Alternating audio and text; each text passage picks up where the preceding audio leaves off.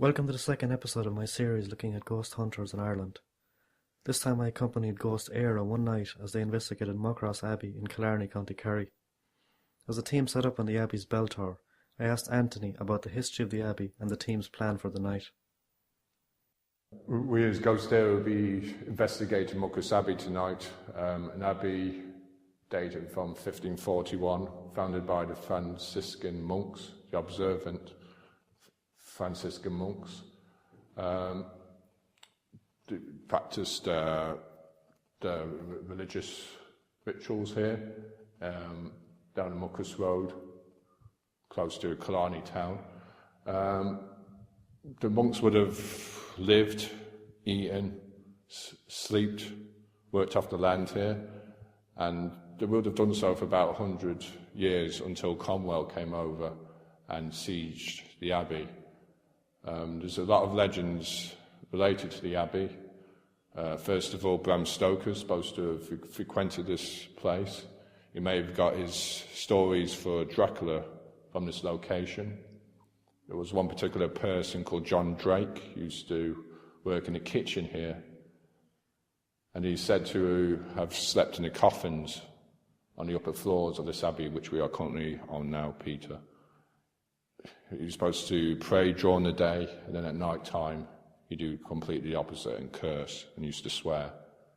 Now, whether the legend of sleeping in the coffins for Dracula comes from here, whether to do with the drinking blood, the chieftains, maybe to do with localised chieftain Dan the Feathers, McCarthy, who was supposed to haunt in a local hotel here, used to drink the blood of the enemies, so whether that's to do with Dracula.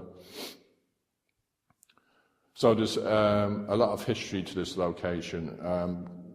The monks were tortured. I think they were called hot-capped, which means the top of the head was burnt, scalded. They were hanged, tortured by Cromwellian troops. Tonight we're trying to find and go back to the times. We could call ourselves time travelers ourselves, and themselves time travelers, come to our present, and to see how they lived, their emotions, how they feel towards us, and to see if we get anything paranormal. So a few of the experiments we'll be doing tonight will be a séance. Séance means sitting in French.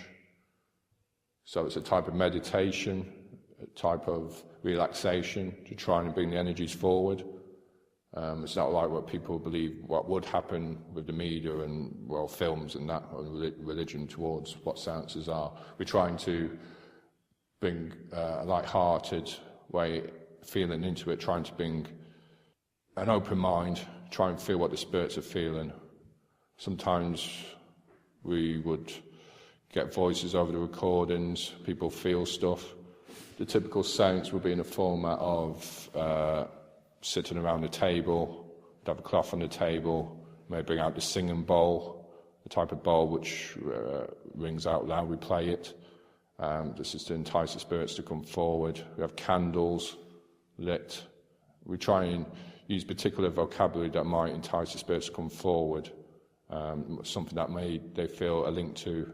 We'll be doing scrying, which is a type of experiment looking through a mirror to see if any spirit can come forward through reflection, to see if any, again, voices or visuals of spirits come forward, if they can come through our own individual person, through emotions, through face distortion, through different background visuals, smells, tastes, touches. We'll also be doing a manifestation board, which is a type of board which has different types of manifestations, apparitions, to see what kind of spirit they are, to what kind of spirit they think we are, and what other spirits are around. We also try and do a colour mood frame where we see what kind of emotion the spirit's in and what emotion we should be in for the evening. We've also got John Paul here. He's got equipment, EMF meters. We have Kean, who's another member of the team, newly joined with us there. He's great with the eyes in the dark. Doesn't need a torch. We have Sinead, who's been with us for a good few years. She'll be doing the scrying, and Jen, who's one of these people what called psychic. We don't brand ourselves that way, but she sees a lot of energies as well. We all see and hear stuff. We've all got that energy. Probably yourself might feel something tonight, Peter. But we'll go through all that now later. The team begins the séance. Okay, so deep breath in and out. Deep breath in and out. So left palm up, right palm down. Just relax the arms. We're asking the energies to come forward tonight for clear communication, clear contact. We'd like to see, hear, feel you tonight. Now's your chance, now's your opportunity to come forward. We're asking our spirit guides to only let those spirits in that are willing to do just that. Those that don't want to communicate to step back. So just imagine a bright white light above your head, coming in towards your head, in towards your upper torso, into your left arm, into the other person's right arm. Making a full circle this present moment. That's me coughing, me sniffing. So bind a white light circle of love and protection. Well then, Father God, life for what we are, we give thanks to all that we are and all that we have. We invoke the violet flame burning up through towards our bodies, transmuting any energies out of alignment with our I am presence, blessed be. And finally, we're asking for our spirit guides to keep us safe tonight, to let those that want to communicate, again, come forward. Protection as well to Peter towards my left. If you came to this location by the lake, by the pathways to this abbey, on your journey towards the spiritual enlightenment, come towards us. Dear spirits, I'm giving you the opportunity now. I'm going to invoke you to come forward.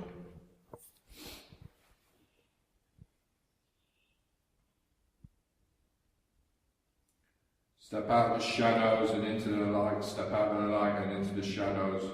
What heavy is light, what light is heavy.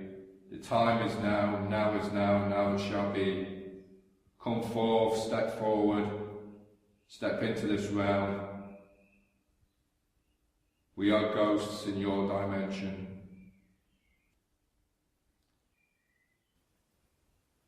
Should we do the singing bowl for a minute?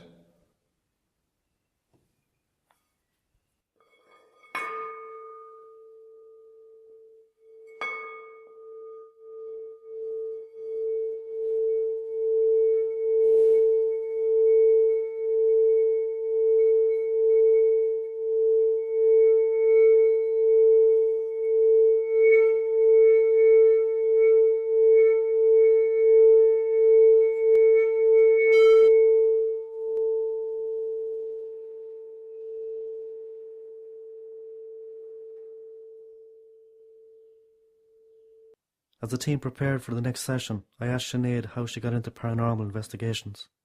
It was about 8 years ago, and I was doing a college project. I was actually doing a radio documentary, and I decided to do it on the paranormal.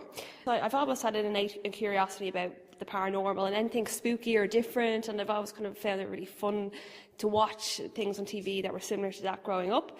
So I headed along to a paranormal convention in Dublin around 2009 for 2 days. And I interviewed a few people during the weekend there, and was it on the second day, I just bumped into this team, clicked with them instantly, then followed them around the country for, I think, just 1 or 2 investigations, caught some audio clips, and became more involved in it because I was just like blown away by the first thing I saw, actually, and I've been interested ever since. It is a little bit unconventional, I know, but I think that was just my, I don't know, I think I've just always been interested in it, and I just kept going with it. What was the first thing you saw that blew you away? We were in a place called Rishan Castle in Mill Street. Mill Street, Mill Street. And it was just basically, we're all around the table. The temperature in the room dropped from something like 11 degrees Celsius to like 1 degree in a split second. And everybody was shaking. I remember we were all on the board. It was all inside. And there's just really weird noises in different rooms. It just got like very eerie. I think just the energy of the people in the room, there was quite a lot of people at that time in the room. And it was just, we were on the Ouija board, also known as a talking board. And what we felt, I was just like kind of mesmerised and looking at it for a little bit. And just, there was two people on it and their fingers were barely touching the actual planchette or the glass. And it was just going around 100 miles an hour. And I was like, what's all this about? So I had to go myself. And just, you could just feel the energy from this tiny little glass with barely anyone touching at it, touching it, just flying around. Like, I was like, what on earth? But it was just upstairs. You had a table fall over by itself. It just, even since then, it was just very strange things happening, like phones ringing by themselves and nobody on the other end. It just every place we go, we just find some new we delve into a new discovery, and we're like, what on earth is causing this? Sometimes we go to places and nothing will happen, but that's a good thing as well. At least we know that we're not kind of not making it up. But it's just been interesting, yeah. But you don't find it scary? No, actually, initially I did. I think I'm a little bit of an adrenaline junkie, and it's probably another reason why I joined the team. Was I kind of got a kick out of the fear at the beginning, but now it just I don't know. My capacity for fear has just gone through the roof. As in, I don't feel fear anymore going on these. I don't get scared. Basically, it will take me a lot to get scared. And you're completely convinced by what you've seen that the supernatural exists? You don't think there could be any alternative explanations for the things you've seen? Yeah, well, I'm also kind of critical about certain aspects of things as well. I think that's an important thing to have. You just can't jump at any conclusion going, oh, it must be a ghost or it must be a spirit. But I do believe in, the afterlife. I don't know what it is. I've seen and heard things that I just, there's no explanation in my mind what they could be. So hence I just keep going exploring and see what pops up. The vigil continued. The team used 3 different boards in an attempt to communicate with spirits, namely a manifestation board, a mood board and a Ouija board. They all have the same basic format. A glass or a piece of wood called a planchette is placed at the centre of the board, and team members place their fingertips on top of it. Around the board there are letters, numbers, colours or figures. The idea is that as questions are asked, the spirits, working through the team members, will direct the glass or planchette towards the correct answer. First up was the manifestation board. Asking the spirits to come forward and tell us what spirit, what type of energy are you. We're asking you to step forward. Hear these words, hear these cries, spirit from the other side, come to me, I summon thee, cross now the great divide. Step forward, use the energies that are around. Dear Spirit, can you move the planchette to what type of manifestation you are, what type of energy you are, living presence you are? Come and step forward. Use this device as an indicator of what you are. Spirit guides, ask them to come forward.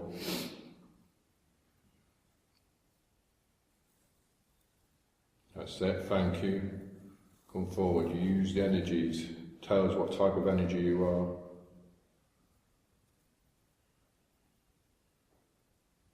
Planchette's moved a few inches. Come towards us now, step forward. Hear these words, hear these cries. Spirit from the other side, come to me, I summon thee, cross now the great divide. Come towards us now, step forward.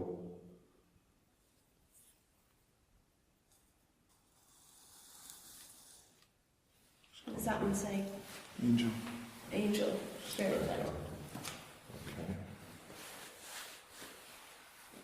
That's correct, dear Spirit. Can you move it in direct line towards that?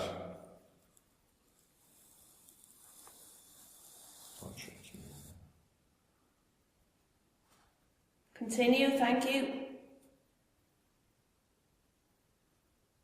If your previous answer was correct, could you please move it again? More direct. More direct, yeah.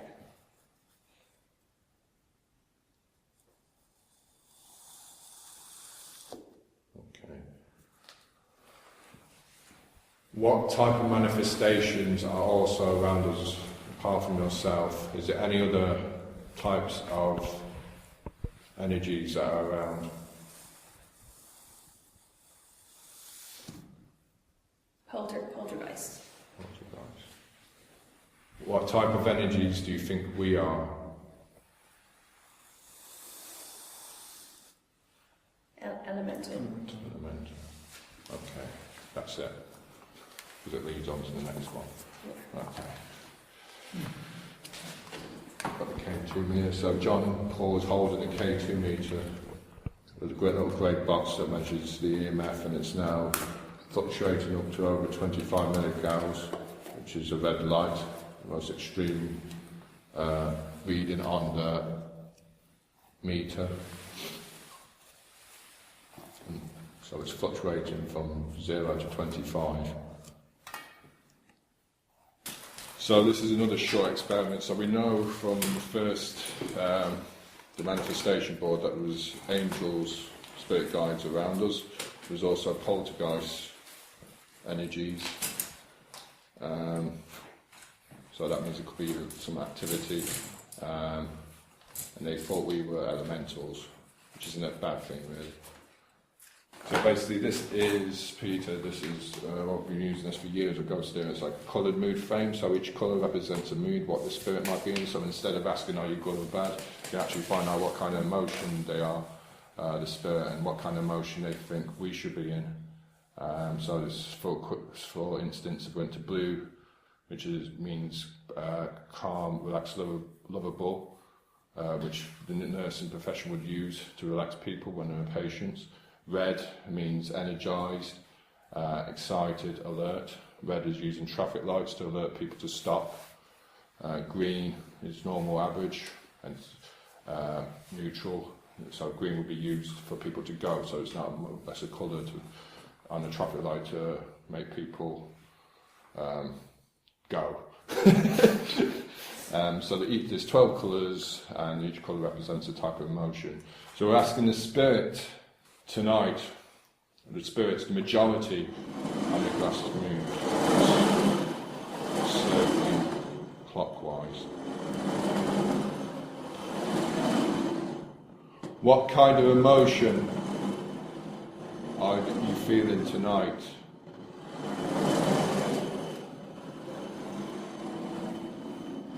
Glass is still circling. Green.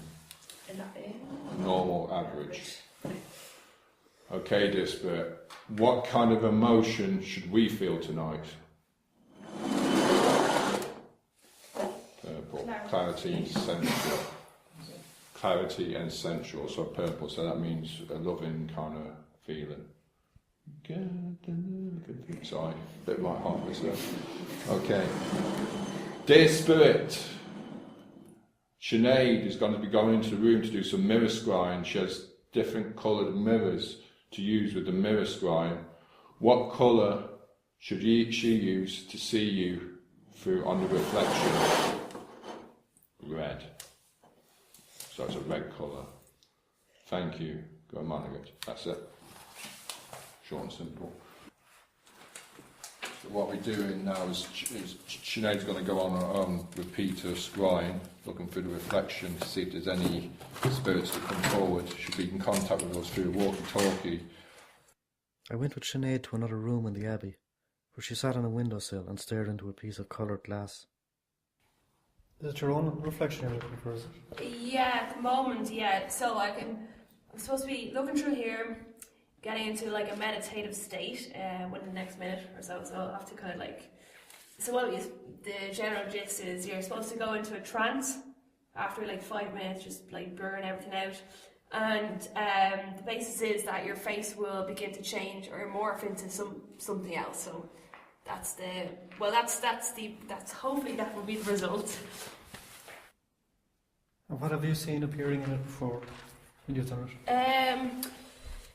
What I've had it's like your face will morph, like your eyes will get wider, or you know, your eyes will change, or your whole facial structure will change, that kind of thing.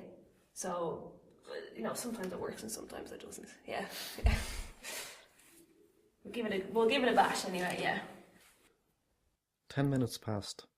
The room was pitch black, and there was no sound except for a bat flitting about in the darkness. Yeah, I think I'll finish up with that. I only got like, my face just morphed into a child's face, but other than that I didn't get anything.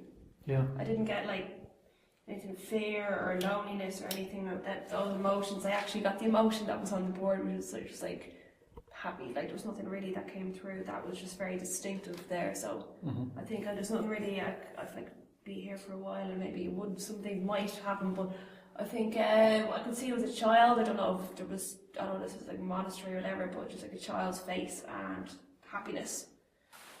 So what we're doing next now is the Ouija board. It's a method of communication used also in ancient civilization. We're doing it in a way that if you're doing spiritual ghost hunting, as they call it, that is something that you'd have to explore. Now some other teams, other researchers teams have said that if you blindfold, that it doesn't work, so it must be a person must be moving it, or muscle spasms. Okay, that's fine there. People are entitled to their own opinion. But same as like meters or visual recorders, they need batteries. So why doesn't the spirit might need your eyes the same way as a meter might need batteries?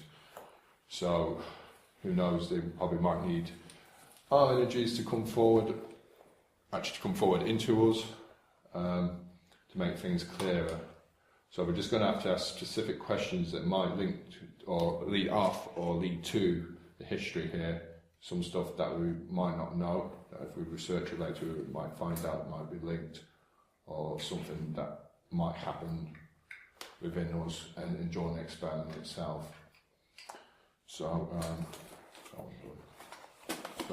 Sinead, Kean and Jen are just going to connect on a glass which is on the centre of the talking board, the Ouija board, which that's a bit bright. Which has the alphabet, as the vowels, the Irish vowels, orders, as 1 to 0 marked onto it, a yes and no. And so I'm going to ask specific questions, first of all, which led up on the manifestation board. So we know there was an angel spirit guide that we talked to the board. So dear spirits, from the previous board we were on before in the upper room, in the clock tower, we want to know how many of the spirit guides, angels, are around.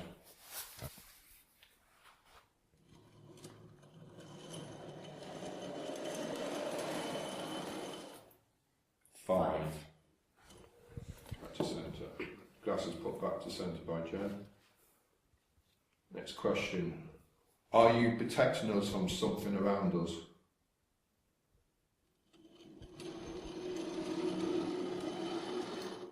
G O O D. Good. Okay. Next question, glasses back at the centre. Were you a human being at some stage?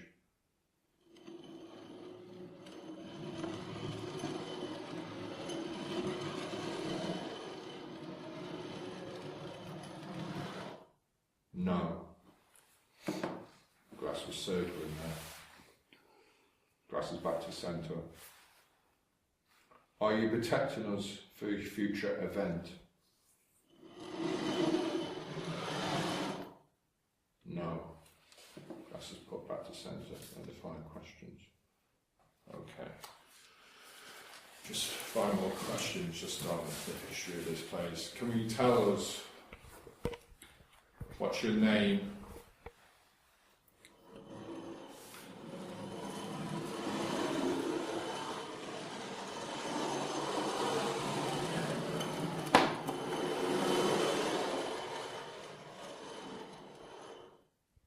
D E M O N. And the glasses back to centre. Was that demon? Demon. Thank you, demon. That was demon. Now, demon could mean other sorts of ways. It could mean some back in the old spiritual way. If they're classing ourselves as elementals, back in pagan times, they would worship elementals. So it's not necessarily means evil back in another era. Okay. What are there monks around this location? People dressed in A L L. Let's see that. W. A. A Y. Y S. Always.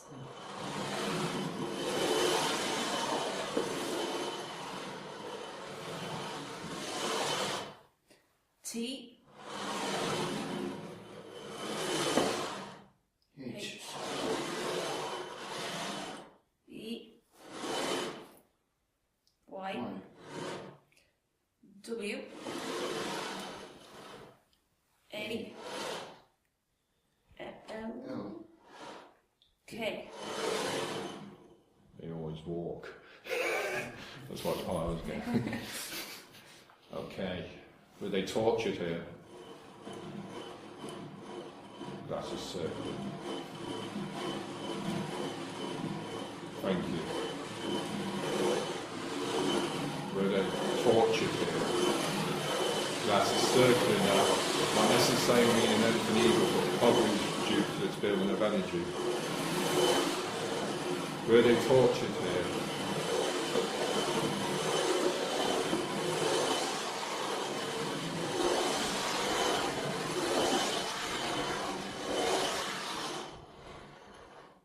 S. T. T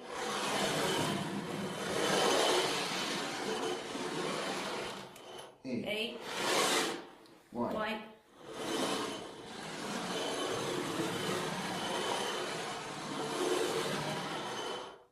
B Y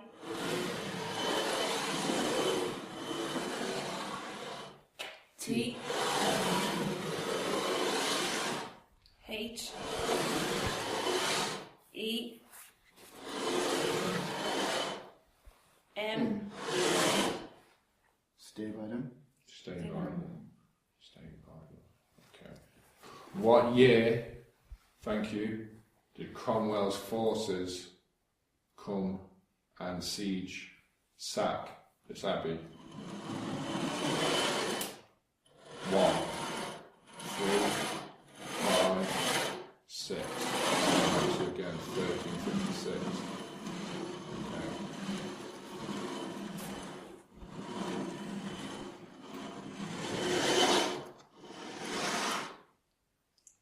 Okay. F. I. I N E E D. D W A T E or We got that before. If you need water. Are you thirsty? parched probably, yeah. Yeah. Fasting, Fasting? maybe. Did the spirit monks here fast?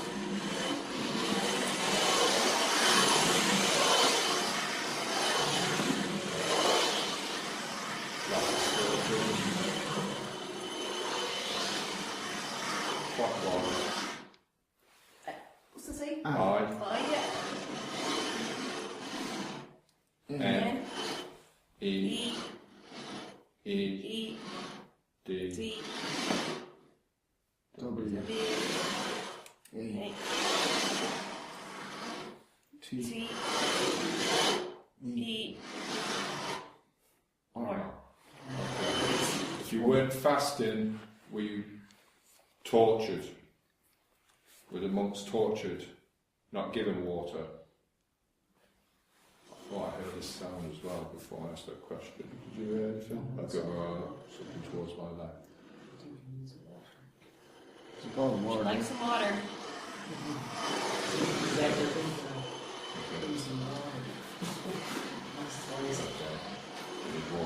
Okay. D.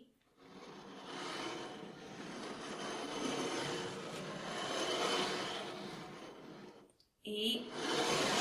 A. D. Dead. So we can't give them water because we're dead, so yeah. Okay. Yes, we're going to go into another room for the last vigil, and we're going to ask you. We're going down to the lower dormitory. What is down there? The dark dormitory on where the monks used to sleep. What is down there? K2 meter is going off, which is John's holding a grey box. Did one of you make a noise then? No, I heard it down there. Did you, any of you make a noise? No, I heard 'cause I something heard it. downstairs. Well, I think, don't know if there's someone I downstairs. heard I thought it was somebody like trying to burp or not. Okay. What is down there? I don't know if that was something like that. That was me, Anthony. P. P. O. O. R. Or.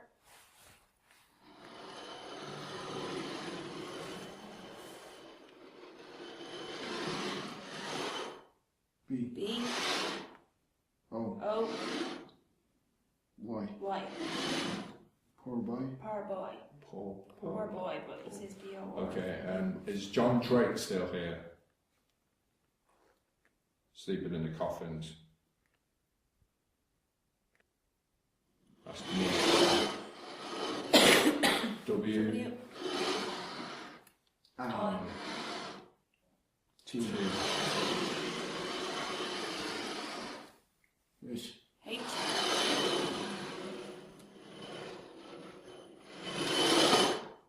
H. I. I. S. S. D. D. O. G. G. Which is dark. Kirby's down. Okay. Okay, thank you, dear Spirit. We're going to leave it like that. And thank you there. That's the end of the vigil. Thank you. Nice song. It was past midnight when the team finished their investigations. As we left the Abbey, I asked John Paul about his paranormal beliefs.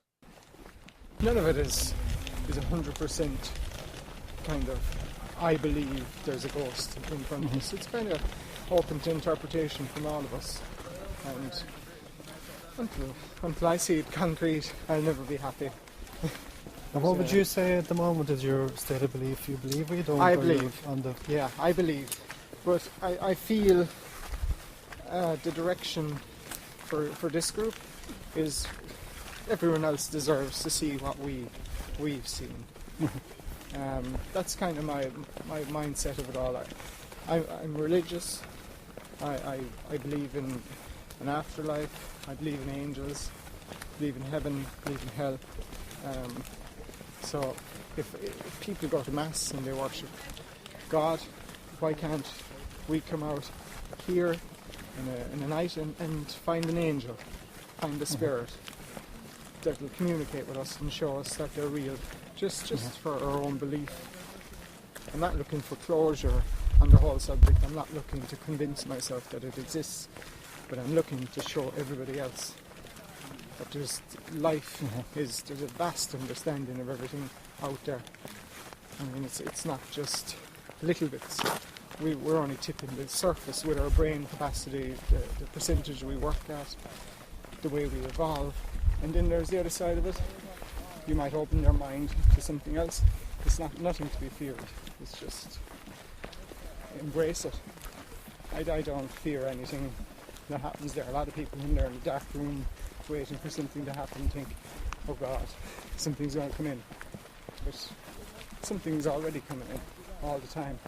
Nothing's happened. Never heard of anyone getting killed by a ghost.